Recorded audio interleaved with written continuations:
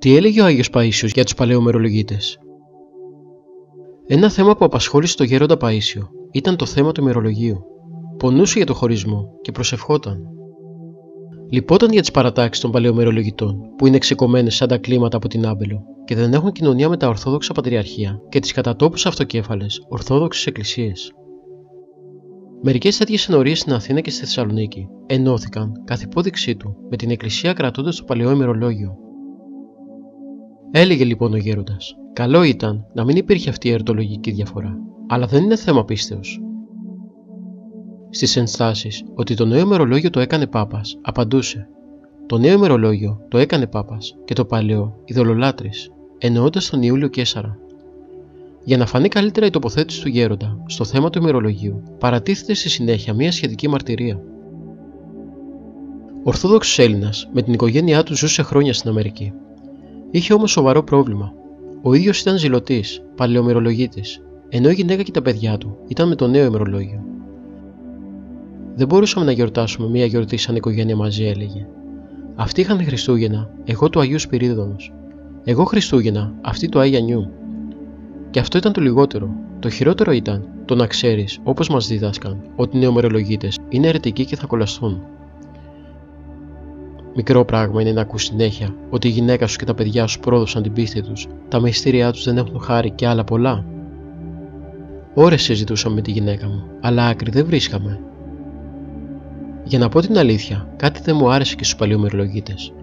Ιδίως όταν έρχονταν κάποιοι δεσποτάδες και μας μιλούσαν. Δεν μιλούσαν με αγάπη και με πόνο για τους πλανεμένους, όπως τους θεωρούσαν, νεομερολογίτες. Αλλά θα ρίξει πως είχαν ένα μίσος και χαίρονταν όταν έλεγαν ότι θα κολλαστούν. Ήταν πολύ φανατικοί.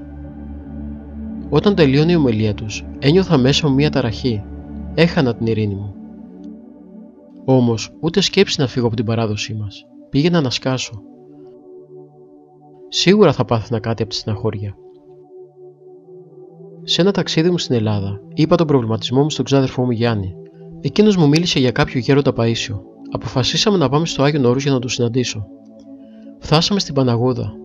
Ο γέροντας μας κέρασε με γελαστό πρόσωπο και με έβαλε να καθίσω δίπλα του. Τα είχα χαμένα. Ένιωθα, όπως μου συμπεριφερόταν, σαν να με γνώριζε από καιρό, σαν να ήξερε τα πάντα για μένα.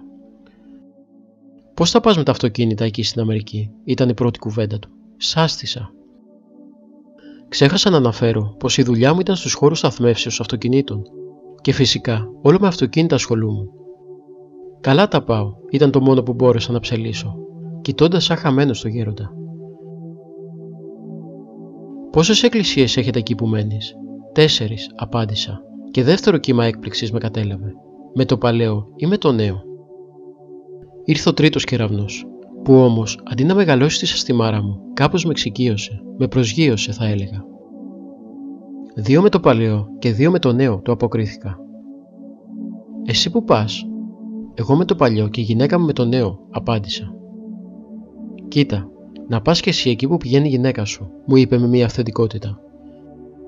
Και ετοιμαζόταν να μου δώσει εξηγήσεις, αλλά για μένα το θέμα είχε τελειώσει. Δεν χρειαζόμουν εξηγήσεις και επιχειρήματα. Κάτι το ανεξήγητο συνέβη μέσα μου, κάτι το θεϊκό. Ένα βάρος έφυγε και τινάχτηκε μακριά μου. Όλα τα επιχειρήματα και όλες οι απειλές και οι αφορισμοί για τους νεομερολογίτες που χρόνια άκουγα εξανεμίστηκαν.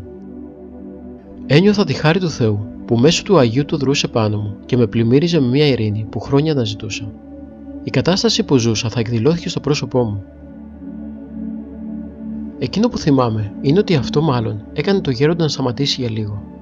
Αλλά έπειτα συνέχισε με μερικές εξηγήσεις, ίσως για να τις λέω σε άλλους, ίσως και για να τις χρησιμοποιήσω για τον εαυτό μου σε καιρό πειρασμού, όταν θα περνούσε εκείνη η ουράνια κατάσταση. Και εμείς βέβαια, εδώ στο Άγιον Όρος, με το παλαιό πάμε, αλλά είναι άλλη περίπτωση. Είμαστε ενωμένοι με την Εκκλησία, με όλα τα πατριαρχία, και με αυτά που έχουν το νέο ημερολόγιο, και με αυτά που έχουν το παλιό ημερολόγιο. Αναγνωρίζουμε τα μυστήριά τους και αυτοί τα δικά μας. Οι ιερείς τους συλλειτουργούν με τους ιερείς μας, ενώ αυτοί οι καημένοι ξεκόπηκαν. Οι περισσότεροι και ευλάβεια έχουν και ακρίβεια και αγωνιστικότητα και ζήλο Θεού, μόνο που είναι αδιάκριτος, ου κατ' επίγνωση. Άλλοι από απλότητα, άλλοι από αμάθεια, άλλοι από εγωισμό παρασύρθηκαν. Θεώρησαν τις 13 μέρες θέμα δογματικό και όλους εμάς πλανεμένους και έφυγαν από την Εκκλησία. Δεν έχουν κοινωνία ούτε με τα πατριαρχία και της Εκκλησίας που πάνε με το νέο, αλλά ούτε και με τα πατριαρχία και τις εκκλησίες που πάνε με το παλιό. Γιατί δήθεν μολύνθηκαν από την επικοινωνία με τους νοημερολογίτες. Και όχι μόνο αυτό, και αυτοί οι λίγοι που έμειναν, έγιναν, δεν ξέρω κι εγώ, πόσα κομμάτια. Και όλο και κομματιάζονται, και αλληλοαναθεματίζονται, και αλληλοαφορίζονται, και αλληλοκαθερώνται. Δεν ξέρεις πόσο έχω πονέσει και πόσο έχω προσευχηθεί για αυτό το θέμα. Χρειάζεται να τους αγαπάμε και να τους πονάμε, και όχι να τους κατακρίνουμε. Και πιο πολύ να προσευχόμαστε για αυτούς, να τους φωτίσει ο Θεός.